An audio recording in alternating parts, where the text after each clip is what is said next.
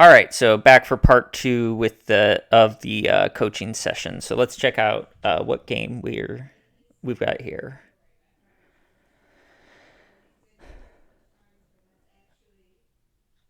Okay, There we what do you think of this hand? Looking at it. go. It has a turn three dryad, but I have two lands that I'd rather not have in my Mm-hmm. hand, Yeah. and it seems like to be pretty slow. I'd probably be pretty opted to keep if I had like a grazer, Mm-hmm. an opening on a grazer, or even an amulet. Oh yeah. I agree with that. I think this is too slow. I obviously if there was a grazer or an amulet, I think I would yeah we would keep. But as is, I think it's just too slow.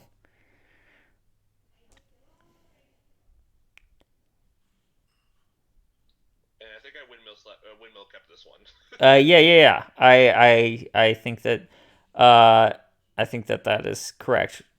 Now, do you know what you want to bottom here? Believe I bottomed the Valakut. Okay, so I think there's a little bit of there's just like a small optimization here to look at.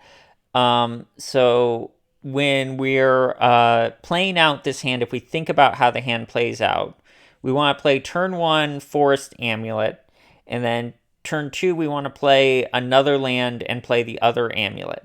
Now, if we bottom the Valakut, then we're having to play a bounce land on turn two, which means that on turn three, when we play our bounce land, we are going to have to bounce that bounce land back to hand, which leaves us with two lands in play, with as opposed to if we go land like Forest Valakut into bounce land, we can potentially bounce the Forest or the Valakut, which leaves us with 3 mana worth of lands in play. Um, so I think I would actually be tempted to bottom a bounce land. If we were living in a world where there were more like Ghost Quarter, Beseju Field of Ruin type effects, then I might be more inclined to keep a redundant bounce land in hand.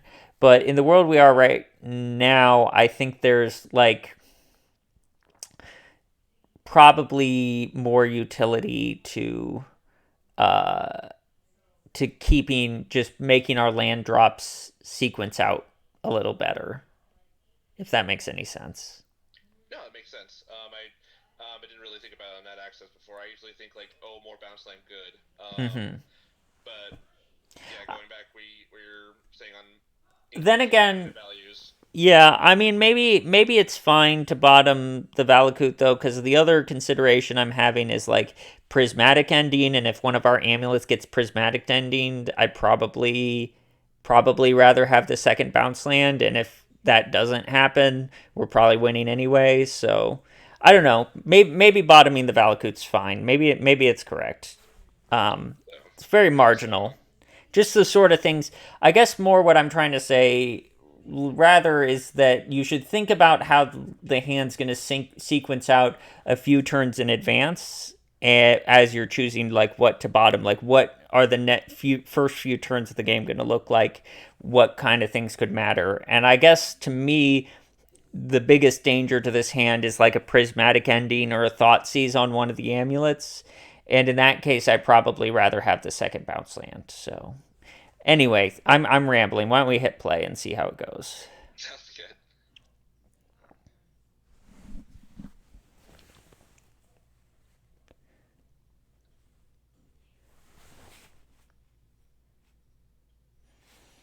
Oh, our burn opponent is not going to do well. No,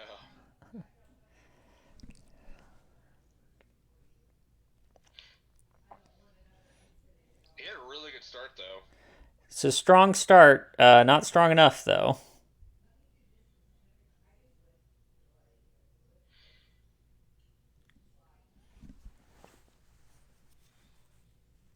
And I think he scooped here, but I know I missequenced the amulets. Hmm.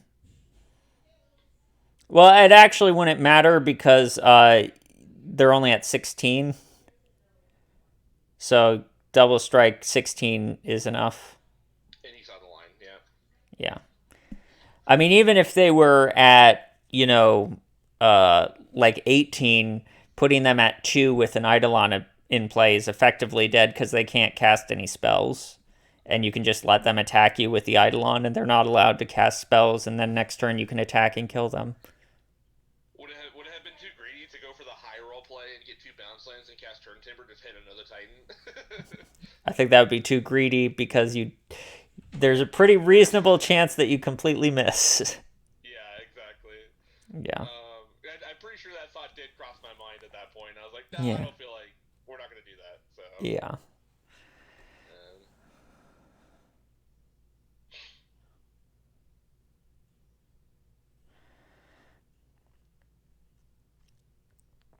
How do you feel about this hand? the hand is super close. If either one of these Valakuts was like an untapped green source, Mm-hmm. I think it'd have been great. But I still think I might be tempted to keep it. So I like this hand actually, and I want to keep it. And let me give you my thought. Okay, so let's. Our first 2 turns are probably going to be tapped Valakut. Then next turn, tap the Valakut, play an amulet, maybe play another Valakut. But then going forward from there, once you get to turn 3, you actually have 6 mana in hand already on turn 3 if you play an amulet on turn 2. Because you'd have the 2 mana from your lands in play, and then the 2 mana from your land drop, and then each grazer with a bounce land in hand is plus 1 mana. Now, there is an important caveat here is you would not have enough green mana on turn 3 to play Titan with just the lands that you have in hand, because the grazers don't net you green mana, because they cost you a green mana and they make you a green mana. So, like, if you have Valakut, Amulet in play, you play Simic, make green white, you Grazer, make green white, you Grazer, make green white. You're ending up with like 2 red, 3 white, and a green. But if you draw any green source whatsoever, including Cavern of Souls, you are able to make a turn 3 Primeval Titan. And if you draw a Summoner's Pact, you can Summoner's Pact for Azusa on turn 3, and that would be enough to make a turn 3 Primeval Titan because Azusa does net you a green because it costs 1 green but gives you 2 land drops. So Summoner's Pact, Azusa, and any green source make you a turn 3 Titan. Not to mention, if you have a Dryad of the Elysian Grove, if you draw a Dryad of Elysian Grove, you could turn 2. Like, let's say on turn 2, your draw step is a Dryad of Elysian Grove. You could tap your Valakut to play your Amulet on turn 2, play the Bounce Land, play Grazer, play Bounce Land again, bounce the Bounce Land, play Dryad, put the Valakut into play. You're set up for a turn 3 Primeval Titan that your opponent either has to double burn spell your Dryad to stop while you have a Grazer in play, in which case your life total is pretty safe, you've got a good amount of time, or they have to path your Dryad, in which case you have the turn 3 Titan. So I think there's so many ways that this hand can go right, and so many ways that this can sequence out into a turn 3 Titan, that especially on the draw, that I'm excited to keep it. Let's see if I share the same sentiment at the time. And I did. Okay. So you can go ahead and hit play. I think I was pretty high on the double grazer, just like Mm-hmm. stonewalling. Oh, and I drew the untapped bounce land anyway. Or Okay, so let's pause here. So you played the Grazer out. I think that it might be a little bit of a problem. Let me think, because I believe we're now set ourselves up where we can't turn 3 Titan with the lands we have in play. Maybe we couldn't otherwise, though. So let's think about this. So no, I guess you can't turn 3 Titan regardless. Or no, we can turn 3 Titan with this sequencing, right? Because you can, next turn, you can play the Celestia Sanctuary, bouncing the Vestige, and then Grazer and put in the Valakut, leaving you with Vestige in hand. Right, so your sequencing is good. Yeah. Okay.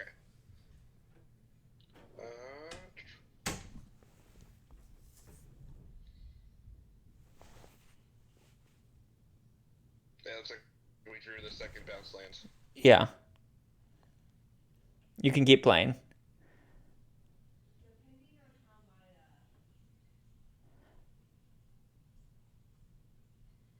I think I would have played out the other Valakut there probably, um, but it doesn't look like it made a difference.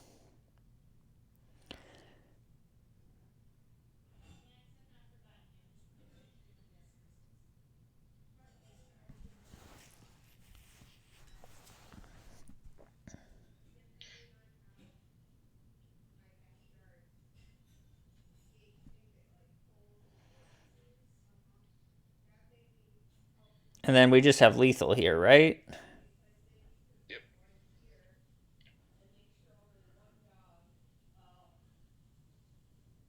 Yeah.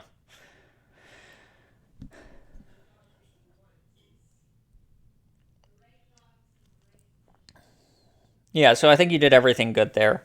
I think, but like just approaching that decision making process whenever we're talking about like any land sequence, whether or not to decide to keep a hand, all that stuff, you should be trying to think about how the next few turns are going to sequence out. With every decision. I think like taking time to pause at like the first 1 to 3 turns of the game and really spending a lot of your time thinking about those land sequences and those keeps in the first 1 to 3 turns is one of the places that is like a really good place for amulet players to optimize their games because like you can learn the combos and the mechanics and stuff and like that sort of stuff. It seems complicated, but once you've learned the combos, it's just sort of like it's doing the same thing over and over again. But like looking at your opening hand, looking at your situation turns 1, 2, and 3, and being able to evaluate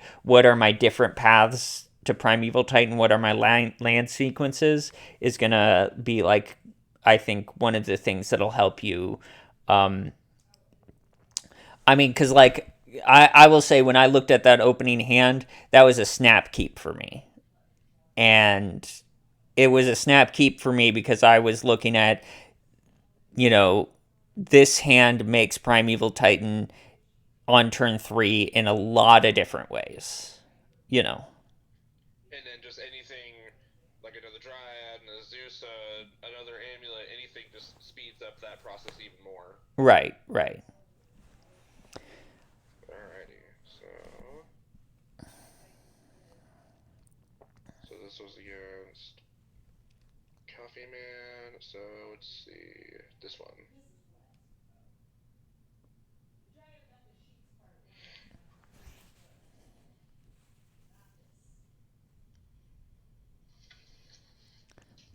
Okay, how do you feel about this hand? Um,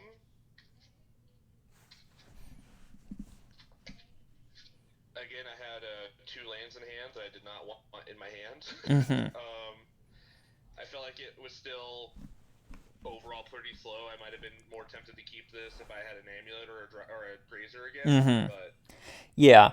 I think also I wouldn't worry too much about like the lands in hand that you don't want in hand as much when you're making your keep and mulligan decisions because there's generally a way around that almost always. There's almost always a way like that when you resolve Primeval Titan, you can make it do something good because we've got Vesuva, and other things. Like it is a little bit awkward to have both Slayers and Boros in the hand as far as like hasting a Titan if you had an amulet in play. But honestly, like, as long as you have like one extra mana, you can like float a white and then like get Vesuva on Slayers, or you might be able to make it happen with the Slayers untapped and like get another land. Like it like just get like Valakut Celestia Sanctuary and use that to activate the Slayers or whatever. Like I wouldn't worry when you're making the decision of whether to keep or mull. I wouldn't worry so much about the this lands in my hand that I don't want in my hand. You're almost always, thanks to Vesuva, going to be able to make it work somehow. More just evaluate what the hand does on its own, which I agree this is too slow and is probably a mulligan.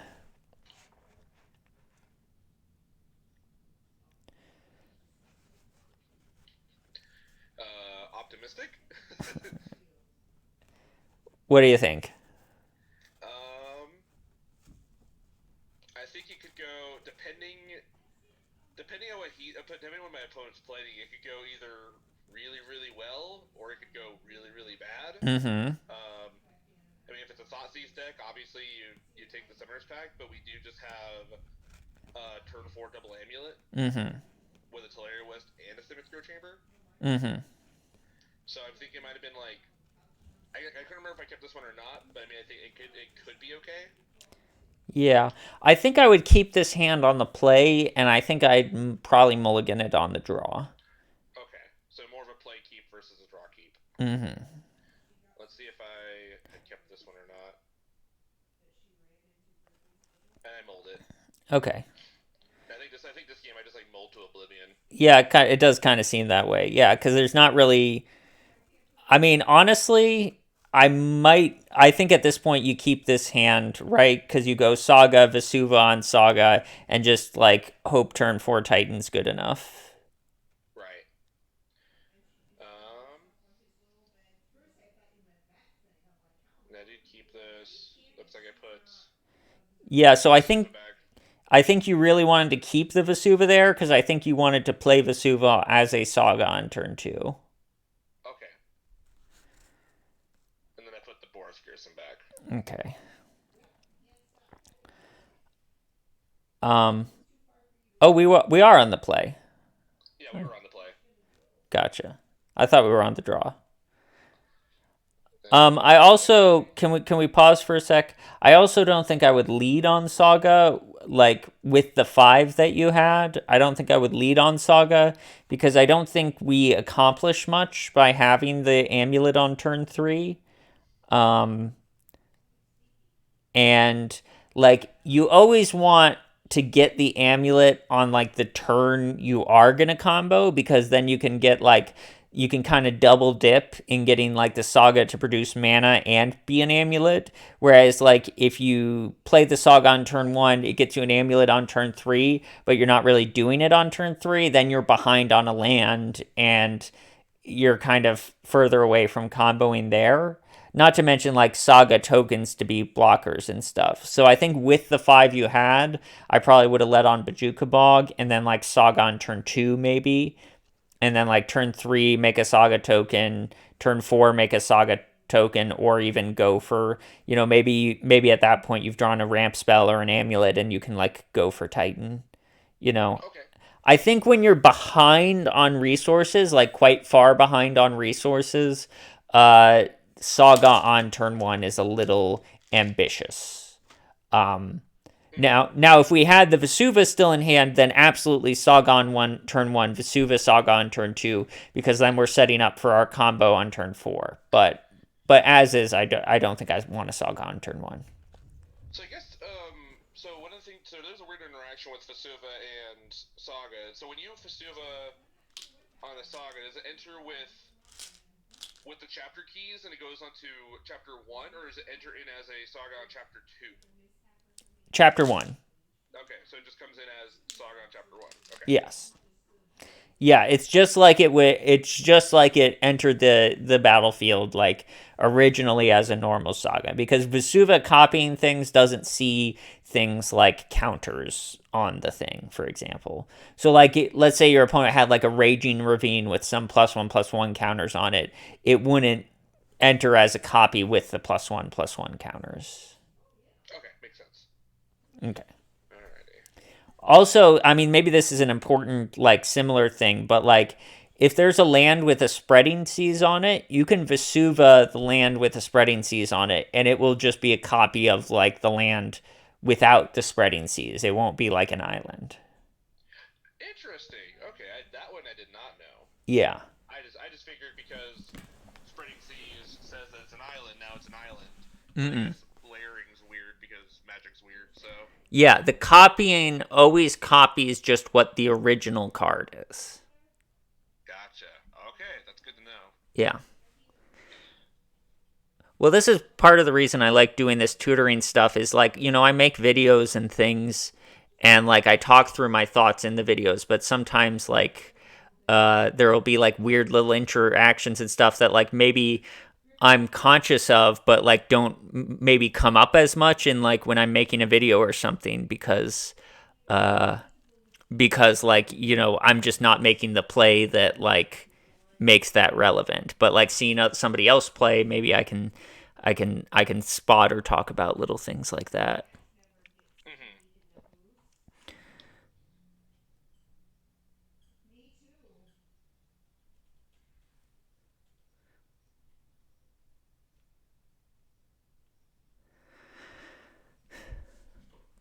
It looks like we kind of just like luck drawed into the Dryad for the turn 5 Titan anyway. Yeah.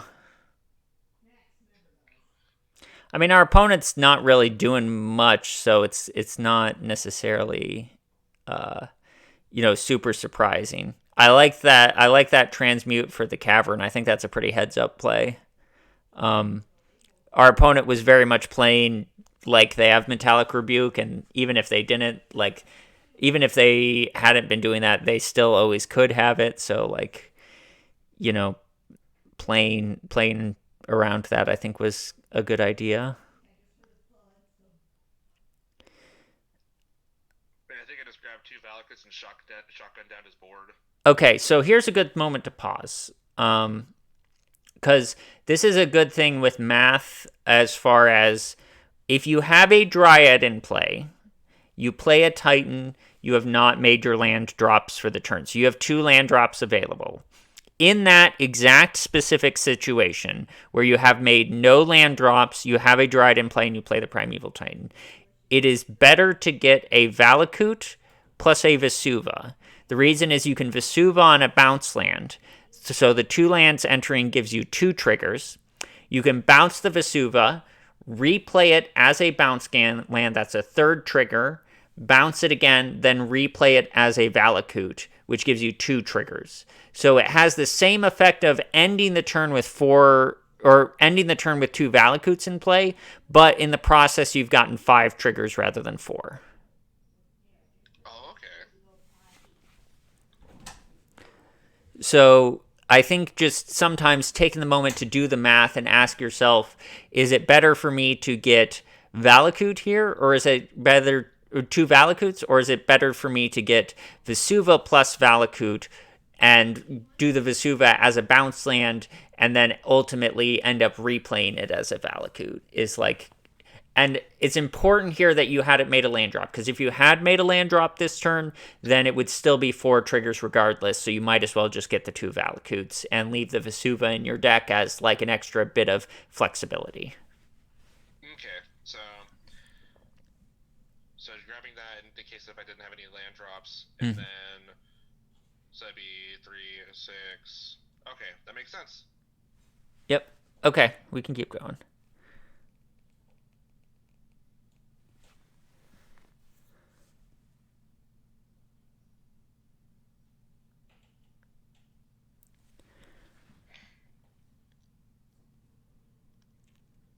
And then he's going with the construct, and I think I just soaked it up with the Titan. Mm-hmm.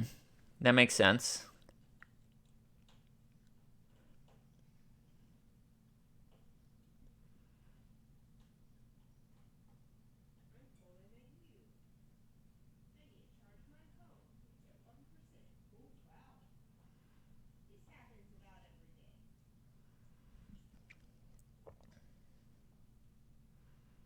And I think I was able to count close to lethal, but I don't think it was lethal enough. And then I Mm. think I blew up the. No, I might have had lethal.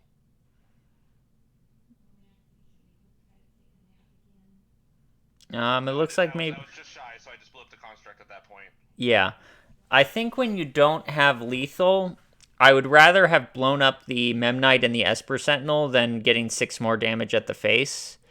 Just because, like, I don't know, you never know if they could, like, cranial plating or nettle cyst on one of those. And, like, that seems like, I feel more threat from leaving things on the board than I feel from, like, leaving my opponent with extra life.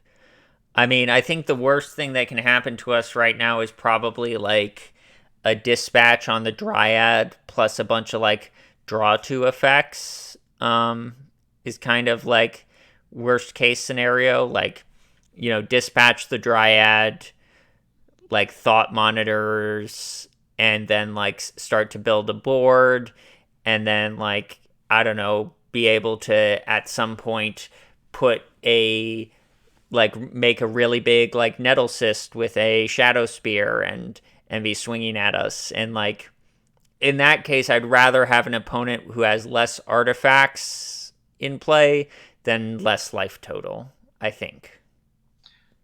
And that's a good way to think about it too. I could have like taken, could have taken a couple more seconds, looked at the damage graph, and then Yeah. blew up his board, wiped him, took him down a little bit of life, and then go for like almost a guaranteed kill the following turn. Right. I mean, I'm not even sure if I want like the third Valakut at this point. Like you grabbed like Radiant Fountain Vesuva. I mean, we already have two Valakuts, so we're getting a lot of triggers. We have enough triggers to wipe the board. I'd be more inclined to get something like Talaria West and Beseju or something, just because like, I mean, even the Radiant Fountain's fine, but like I definitely want like the Talaria West and something else, because then if like worst case scenario, my opponent dispatches the Dryad. Then if I have Talaria West in play, that means on my next turn, I can play the bounce land, float a blue off the Talaria West, bounce it to my hand, then transmute it, get another Dryad, and then do lethal. Right? Like, so when you're ahead with Amulet, it's like you gotta always be thinking about like, what is the way I lose this game? I think the way you lose this game like starts with like step one, like dispatch on Dryad, and it's like, okay, well, if that ends up happening, what is my next stage of play? Because if your opponent doesn't do that, you're winning regardless, right? Right. So you might as well plan for the worst case scenario. Makes sense. Okay, making two.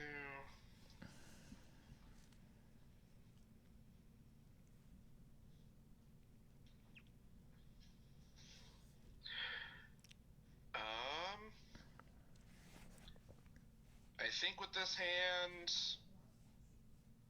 I liked the Force of Vigor, but it did really nothing else besides that. Mm-hmm. And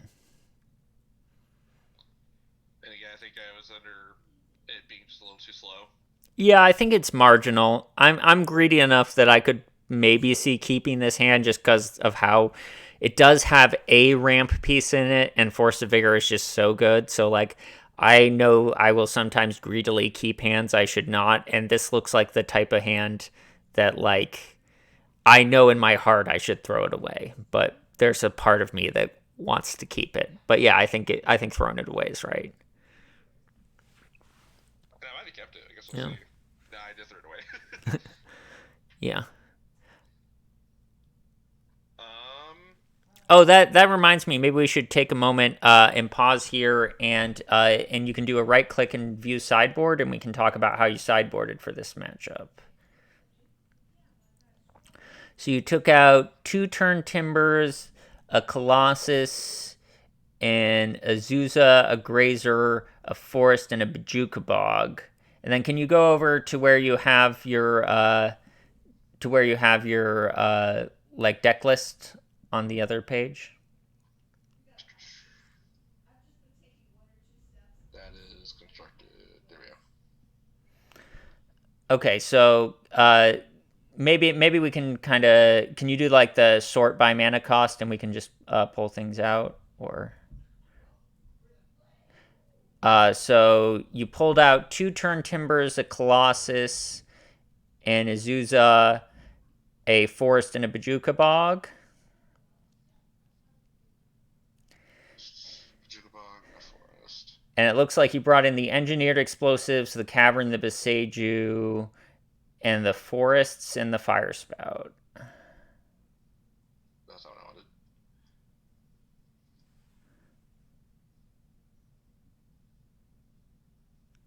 Looks about right. Okay, so looking at this, I think there's a lot of things I like in what you sideboarded here. I think siding out Colossus so that ends the two turn timbers because they're kind of a package together while you're bringing in a lot of things. That makes sense to me. Siding out the second Azusa makes sense to me. Um, I'm not maybe as excited to sideboard out the Arboreal Grazer. Um, I think the Forest and Bajuka Bog are maybe fine things to cut, though I think I'd be more inclined, if you're bringing in a third cavern, I'd be more inclined to cut a Castle Garenbrig over the Forest, just because of the sort of uh, the way that Castle and Cavern sort of fight with each other. So it's like if, and not to mention, you're also cutting Cultivator Colossus, so Castle becomes a little less important. So it's like, is is Castle really good, even if we're planning on doing a lot of Cavernous Souls a lot of the time? Um, yeah, I think I would have preferred, as far as the Grazer, I would have preferred maybe cutting, um, like maybe the other Cultivator Colossus or an Explorer. I think Grazer is just a very strong card, especially in matchups where like blocking matters. Um, so yeah, I think either one of those. I'm not terribly excited about Fire Spout, but I think it's fine. I think there's also the opportunity to just not bring in Fire Spout here. Um, like the question is it better than Explorer? Is it better than Cultivator Colossus? Is it better than Grazer? I don't think the answer is yes for any of those. Okay. Um, I mostly want Fire Spout for like specifically like Magus of the Moon or like humans or something. Like I'm not really just looking in it to bring it in just like all the time. Like I don't know if I like it against something like Hammer, for example. Um, and maybe there's other people who play Fire Spout more, and I haven't played Fire Spout a ton, but I don't love it against a matchup where it feels more like a combo aggro deck, and they're not like playing all these um like creatures that like really need to die. Something like a hammer or like something like a meddling mage. I guess against hammer you would want to bring it in because they're doing post sideboard. They're doing like meddling mage, Lavinia, uh, Hushbringer. But that's sort of the point. Is like what sort of sideboard cards are you expecting? Maybe Fire Spout. Maybe we are expecting Lavinia, meddling mage. So maybe Fire Spout's fine in that sense. So honestly, if we're expecting Lavinia, meddling mage, I might even want to dismember. So I might even say like we could bring in the Fire Spout and the dismembers and cut the explorers and the Colossus. Okay. Like that could be a thing. And that's not even necessarily like siding against their deck, but it's like siding against their sideboard, if that makes sense. Right. Yeah. Sideboarding for their sideboard makes sense. Yeah, because like you don't want to side make your sideboard configuration the best configuration to beat their main deck. You want it to be the best configuration to beat their post sideboard deck. And I think post sideboard, I expect them to be like, I'm bringing in dispatches, I'm bringing in meddling mages. Um, Though if it is meddling mage, maybe there's value to one cultivator just because like they can meddling mage Titan and then you can pact for cultivator. So I don't know. That's tricky. I do know like some of them play meddling mages, but I think I would be willing to cut the two explorers for something like Fire Spout Dismember. Okay. Yeah, and I'm not trying to say like the specific like this is the sideboard plan you should do. I'm just more trying to like Generalization of it. generalize the principles of it. I'm gonna run to the restroom. I'll be back in just a moment. No problem. And you can you can get the game back pulled up while I do that, and then we can just watch the game. Sounds good.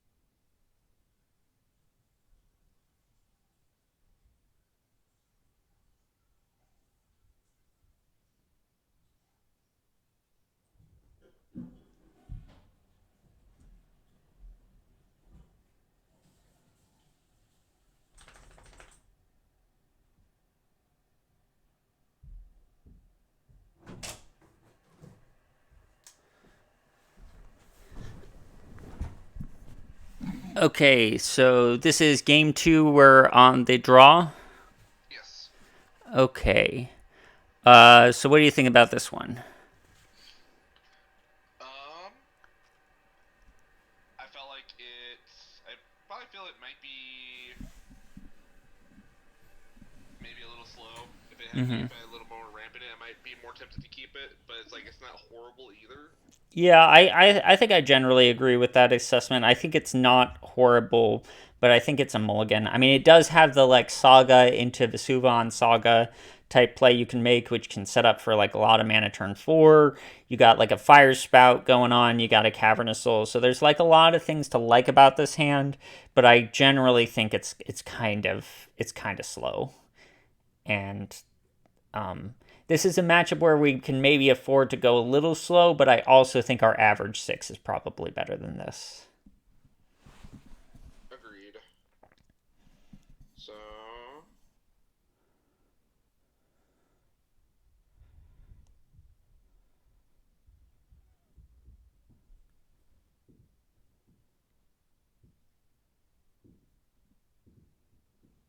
so it looks like this was my.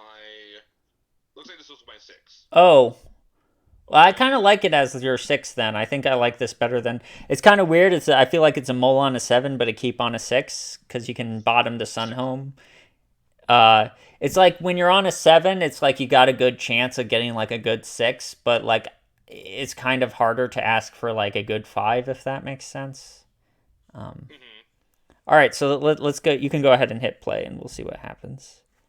Yeah, I think as a six, I actually like this as a six because it was already kind of a six card hand anyway with the Sun Home. So just Um, trying to project either drawing Grazer next turn or just bouncing there for the bounce lands. yeah, I think I would have preferred maybe leading on Saga into Saga to get the double amulet on turn four. Um, I think would have been a stronger play. Okay. I I do think that I like that you bounced the cavern there. I think that was definitely the right play. Rather than like playing a saga.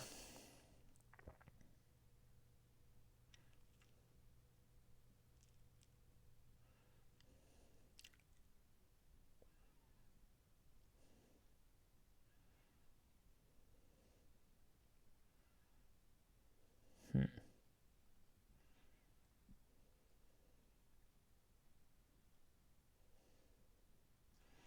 I think maybe I would have liked to, rather than putting in Dryad, I think I would have liked to. I guess you do get the Fire Spout, but I think there's a lot of value to just like waiting a turn and going for Colossus. Yeah, I was thinking about that too. I just now, like when I was looking at it, I definitely Yeah. was considering that as well. I don't think your play is bad though, by any means.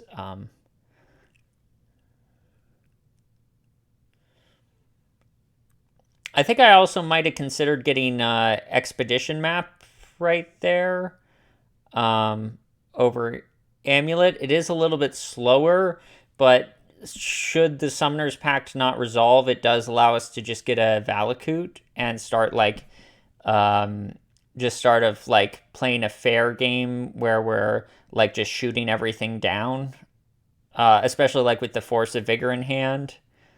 Um, yeah, and also like there's Portable Hole. I don't think it's a big thing. I think we're well set up here regardless.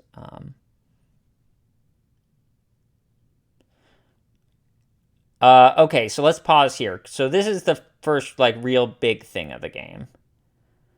Oh, never mind. I wasn't counting the land drops you had left. Do you still add one more land drop? Yep. Okay. For some reason, I thought you had already made a land drop. Never mind. Okay, yeah. So I think everything looked good there.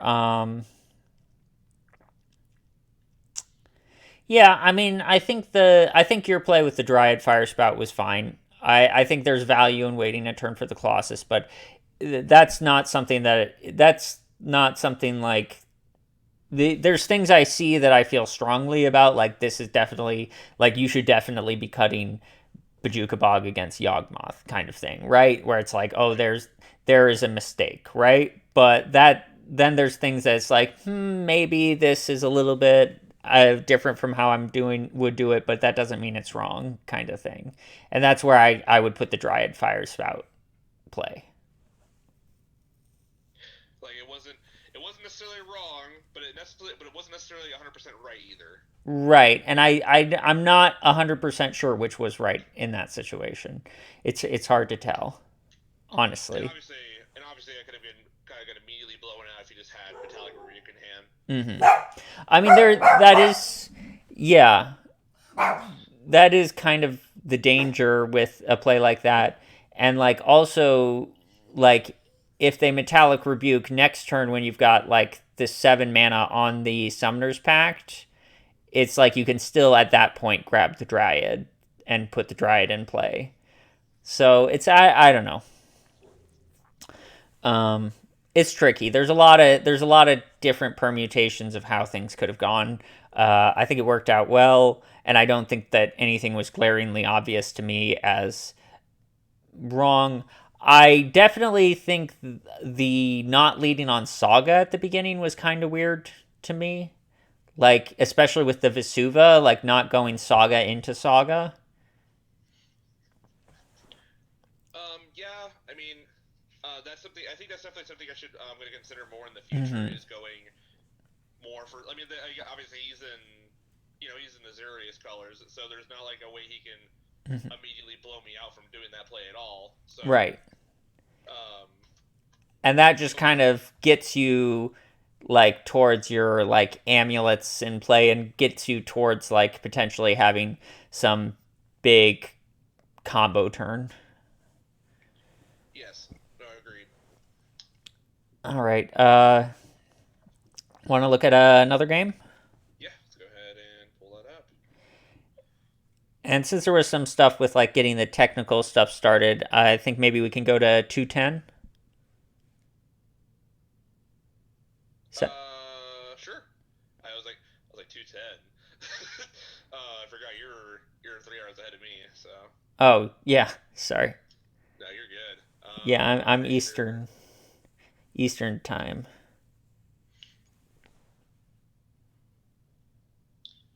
Okay, and it looks like I was on the play.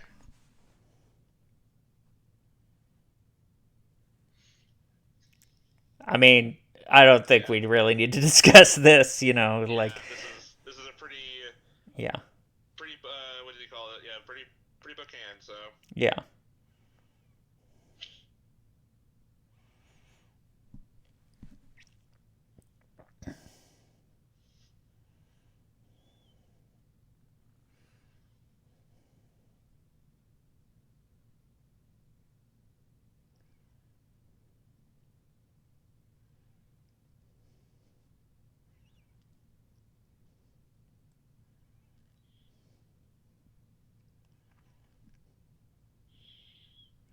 Okay, can we pause for a sec?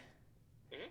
So I think there was a little bit of a mistake in just sort of what you're doing with your lands, which is I see you're putting all your lands into play and leaving a bounce land in hand.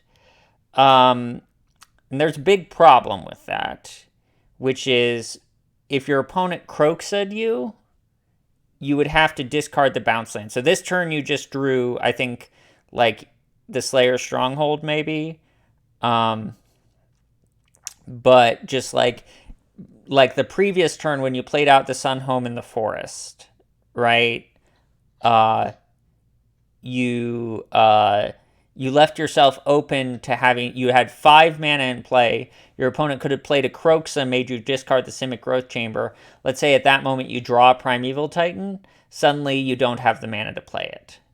So against like something red black, I think being aware of Croxa and like what effect Croxa would have on you if played, and um, like to what extent you can play around it. I think there was an opportunity on turn 2 to end with more lands in play, and I thought you had chosen to hold back a land because you were playing around Croxa, but maybe now that was just like a weird sequencing thing. Because when you played bounce land Azusa, you bounce the bounce land, and then you could have played bounce land, bounce the forest, replay the forest, have 3 mana, play the Dryad, and play an additional land, and ended with 4 mana in play, and you ended with 3 mana in play. And like I thought you were just like playing around Croxa there by holding a land in hand, but after you played out the lands the next turn, I guess maybe that was just a little bit of a weird sequencing thing. I think that's what it was. I think it just had a weird sequence because yeah, Yeah. turn one forest into amulet, Mm-hmm. played the girl turf, played the Azusa, Mm-hmm. and then I played bounce land, played bounce land, bounced the forest, played the dryad, played the forest. Right. So I think probably a better sequence for something like that is probably like doing something like you could play the bounce land, play the Azusa, and leaving your first bounce land in play when you play the Azusa, then play forest bounce land, bouncing the bounce land back to hand to play the Dryad, and then with the extra land drop off the Dryad, you could play the other land if that's something you wanted to do, or you could hold it for Kroxa. So the reason I'm saying doing the sequencing that way is usually when you play Azusa, you want the first land that you play after playing Azusa to be a land that doesn't have a trigger on it, because that eliminates any possibility of any sort of responses. Not that we were expecting responses in this scenario, but it's like a good like habit to get yourself into of making sure like you know when it makes sense to always playing the land without a trigger before the land with a trigger. Um, when you're playing in Azusa, so they don't have something to respond to before you get your next land drop. Um, do you understand what I'm saying by that? Yeah, I totally understand. Just Yeah. giving them more or giving them less a chance to get more interactions for what you want to do. Right. So yeah, Yeah. So there's that, and there's the Croxa thing, and then also I think this is kind of a thing where I was seeing you bounce lands back to hand over and over again, and I really think like when you have two bounce lands in hand, the first bounce land, the first time you play it, you generally want to leave that first bounce land in play because you just want to develop your mana. You just want to get more mana into play. You want to have more mana available to do more things on future turns. I also noticed that you decided this turn not to attack, which right now, if I'm looking, you could have like floated a good amount of mana just like by bouncing and replaying bounce lands and maybe like slayers to the Dryad and potentially even double striked it. So like potentially you could have been attacking this turn for like 8, which is like nothing to, scoff at, right? right. It is a mini titan at that point. Yeah, so, just being conscious of the way that you can use, your slayers and your sun home to turn your like other creatures into threats. I mean, at some point they might even have to like chump with their Ragavan, which is great because then you don't have to worry about it later. I mean, even like potentially I could see like, okay, I want to leave Sun Home and 4 mana untapped because like you say like I want to be able to block Ragavan and double strike and not lose my Dryad to Bolt. And I think that's a perfectly good reason to like not do that, but I still don't think that's a reason to not just like play the Simic Growth Chamber twice, making red and then white, and then giving +2/+0 vigilance haste and at least getting that 4 damage in. Mm-hmm. So Is there any fear of doing that play? He decides to trade the Ragavan and then fatal push. um I mean, if I guess like theoretically, but I mean, Or is it just something you just like if they have it, they have it? it's kind of, yeah. I mean, if they have it, they have it. It's not really like significantly different if they get to fatal push now compared to like if they get to fatal push on their turn. I mean, I guess like potentially you're leaving them with like one less mana on their turn if they have to fatal push on their turn. But like, I don't know if they have fatal push, like you don't know, they might just draw a fetch land and like fetch and fatal push and keep their Ragavan and like bolt your Azusa or something. I don't know. Like I don't think fatal push is sort of like I don't think that there's a lot of scenarios where playing around fatal push is gonna like really significantly help us right here. The only one like I could see is like they get to fatal push here and then like untap Liliana down tick or something. Whereas like the options of like getting in for damage, like potentially at that point we could do something like top deck a Valakut and suddenly we've got something like, 4 land drops right now. We can like 12 them, and if they've already taken 4, suddenly our Dryad is like a lethal attacker. So Okay, no, I can see that. I mean, so like I think it's good to like generally not care about your opponent's life total, um and like just play towards the Titan and not take any sort of risk to get any real damage in. But I think this situation's a little bit different because A, we have a pretty good damage output potential, and B, drawing Valakut is like one of the possible ways we win this game, in which case their life total will matter. Okay. Um, I guess another thought that crossed my mind in the case that yes, they might have Croxa if they do run this. Mm-hmm. Is there obviously we'd lose the Simic Growth Chamber anyway, but is Mm-hmm. it? I guess what I'm thinking is it fine to keep the Growth Chamber in hand in the case I draw Teleria West? Yeah, I think keeping the growth chamber in hand is correct. I would have kept growth chamber and cavern in hand because I don't think there's a lot of like necessarily like value to having the cavern in play. And then with the cavern in hand, you're protecting your growth chamber from Croxa and like still keeping Talaria West as a live draw, even if, Croxa hits your growth chamber. Okay, Okay, so I think we can keep going. I think we've maybe covered enough on the land stuff that's happened so far. agreed.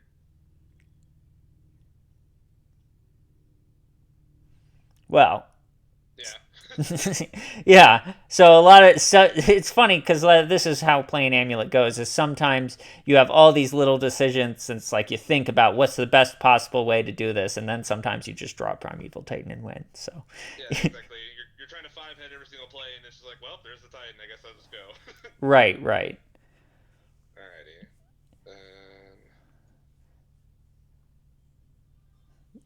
But I'm trying to help you win the games where you don't draw a Titan there, right? I mean, I think anyone can win the game where they do draw a Titan there.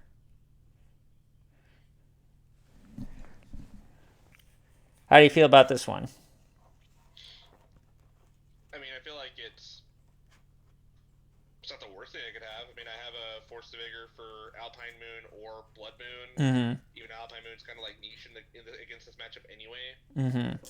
And then I have a turn 2 Explore with an extra draw, followed by a turn 3 Dryad. So I mean, like it could be okay. Yeah, I like this hand. I think it's got a lot going for it. It's got ramp, it's got lands, and it's got an interaction for Blood Moon. I'm pretty happy about it. If they turn one Ragavan, it's not great for us, but also I think we can take a couple Ragavan hits, and that doesn't necessarily mean we've like lost the game because all they're really getting out of them is like 2 damage and treasures. Like they're not going to get like good draw steps from us. So even the worst case scenario is not all that bad. So yeah, I like this hand. Especially having 2 ramp pieces means if one gets discarded, we have the other. So yeah, you can hit. Oh, It just looks like inside the mullet. yeah. I think one of the reasons why I didn't like that hand was because like if he just had Thoughtseize, it was just kind of mopey. I mean, that's every hand, though. And I honestly think Right. that hand is kind of insulated against Thoughtseize, if anything, because if they Thoughtseize and take the Dryad, for example, you still have the Explorer. And that, like, gets you an extra draw towards finding some other ramp or some other action. And if they Thoughtseize and take the Explorer, then you've got, like, a turn 3 Dryad and, potentially, like, ramping that way. And they're probably going to have to use a removal spell on the Dryad, and you're getting yourself closer to Titan. So yeah, I honestly really liked the first hand. I don't even think I would consider mulliganing that in a matchup like this. In a matchup like this, especially where we're on the draw too. So Mm-hmm. no, that's a good thing to think about. Okay. And then this hand is I think like, this is a mulligan. It's just I just yeah. yeah, that was pretty bad. This hand is slow, but I mean it has a saga. Yeah, I think I would ultimately end up keeping maybe, but not being happy about it. Also, we should take a moment to look at the sideboarding, how you did the sideboarding. So, can you do the view sideboard? So, I see you cut both Azuzas, both turn timbers, and a cultivator, and an explorer, and a cavern. So I'm not really happy about this sideboarding. So first of all, I don't think you should be ever cutting both Azuzas. I think cutting Okay. one Azusa, I think cutting one Azusa is something you can almost always do when you're like, I don't know what to cut. Cutting that one Azusa is fine. I think cutting both Azuzas is always kind of bad. Um, I also don't think in a Thoughtseize matchup you want to be cutting turn timbers. Um, because like it can be something that you can put in play that can't, once it's a land in play, it can't be thought seized. That can be a threat for you. So I think you always want both your turn timbers. Um, I'm not really excited about Fire Spout in this matchup. So it looks like you brought in Fire Spout. Um, like if they have specifically Magus of the Moon, that's like a good reason to have it. But just as far as like taking care of like DRCs and Dothy Voidwalkers and other things, like I'd much rather have just like an Explorer. Um, so I think this is the type of matchup where I would maybe do something like shave a Saga and maybe even two Sagas. Um, and I would want to keep in those like Turn Timbers and that Colossus. I think I maybe you can go down one Colossus. It's not like Colossus is good, but like you also need to keep up your amount of threats for turn timber. But if you're bringing in the two endurances, actually I think shaving one Colossus is still fine since we're bringing in the two endurances and a 6/7 endurance is kind of good. Um, but I guess I would say I want to keep the Azusa in. I want to keep the Explorer in. I want to keep the Turn Timbers in. And I probably want to cut probably like two Sagas and the Fire Spout I want to cut. And um, I don't know. Maybe an amulet. Maybe I don't need two endurances. Maybe one Explorer cut is fine. Uh, maybe if we're bringing in Beseju, we can trim another cavern. I don't know. I'd have to look at it and see the full list and the whole like sideboard plan exactly. But I definitely think you strongly believe you don't want to be cutting turn timbers against a Thoughtseize deck, and you don't want to ever be cutting the second Azusa. Okay. Yeah. Knowing what I know now, keeping the turn timbers in for Thoughtseizes matchups are definitely a heads up and really swell in the matchup. So that makes sense. Yeah. Okay, so let's go ahead and maybe play through this game, and then we can maybe call it on this session. Sounds good. And this is when I learned they were playing Jund. Right. Okay, so let's pause here. So, based on something that I said previously, can you tell me what advice you think I would be giving right now? um,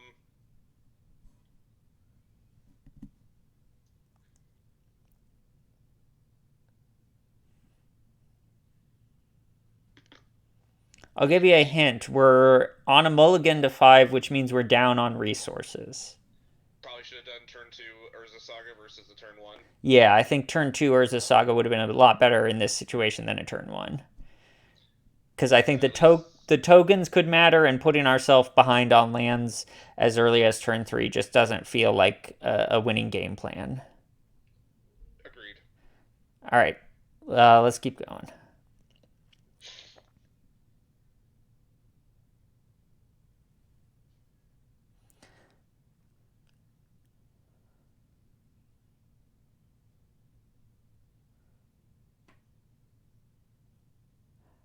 So can you pause?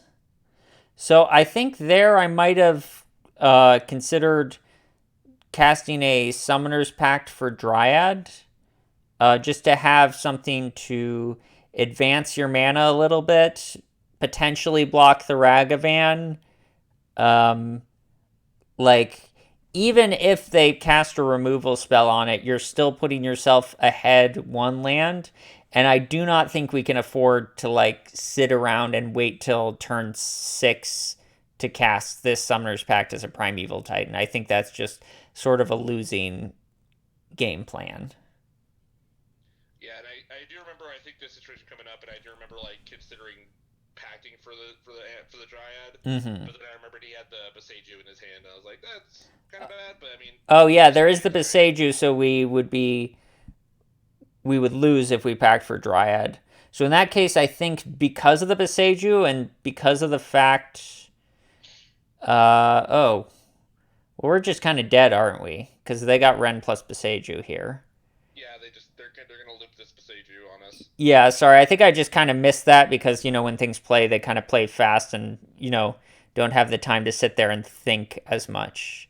Yeah, I think we're just dead. I don't know. You can keep I playing, but think. I Yeah, I think I ended up losing this game because I think I played doing that, and he just keeps looping this. Anytime I play a bounce line, he can just Beseju it with the trigger on the stack. yeah. And yeah, I think I scooped there. Yeah, I think that's a good place to scoop. Maybe we'll finish the match, right? Because you won game one. Yep, and then I just have game three. Yeah, let's just play through game three quick and see if there's anything.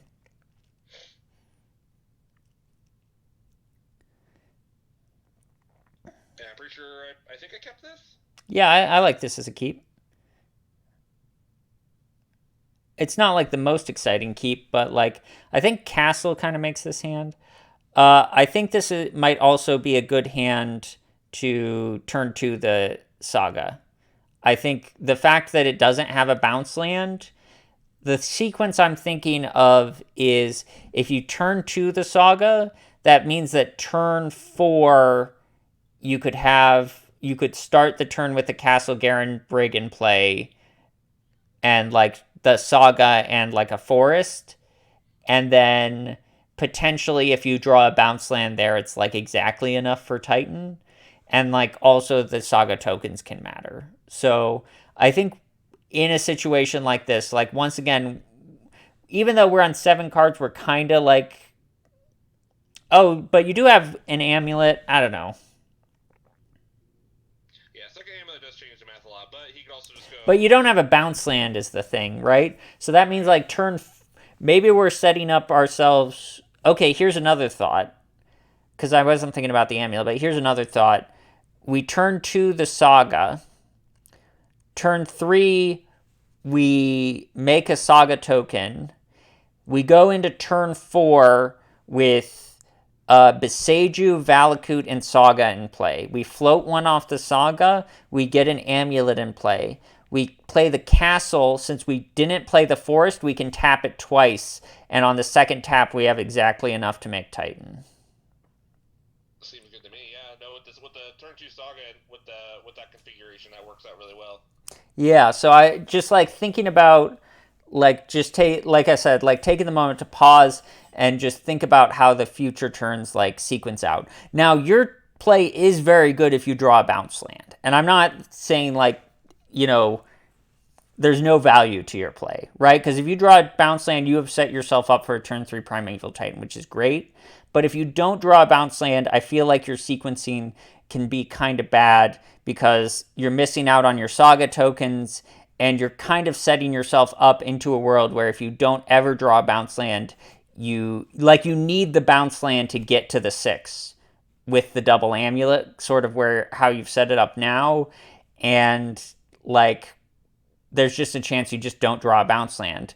And I think you want to set yourself up in such a way that it's like, hey, if I draw a bounce land, great, but if I don't draw a bounce land, I still have a game plan. Exactly. Okay. Okay. No, yeah, that's definitely a good thing. Good talk to think about the sequencing on that plays. Yeah, and also just another small thing. After game 2, that you learned that they were on Jund. I don't think I want endurances in the deck anymore. But Okay, that's that's fair. okay. So let's keep going. Alrighty.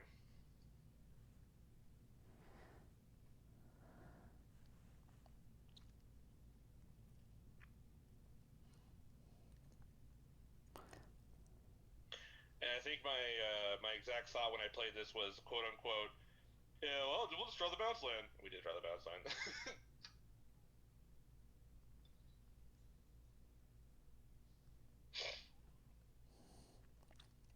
I mean, you are setting yourself up like you get to go Beseju into Valakut to tighten that way. So it's not like you have no game plan.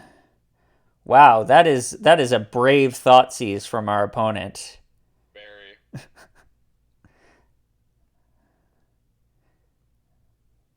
Good reminder that not all opponents play optimally either. Yeah.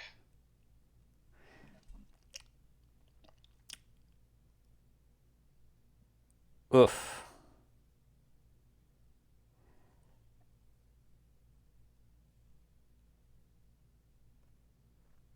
Yeah, so now you get mana, you make a second Titan. Yeah, everything's good.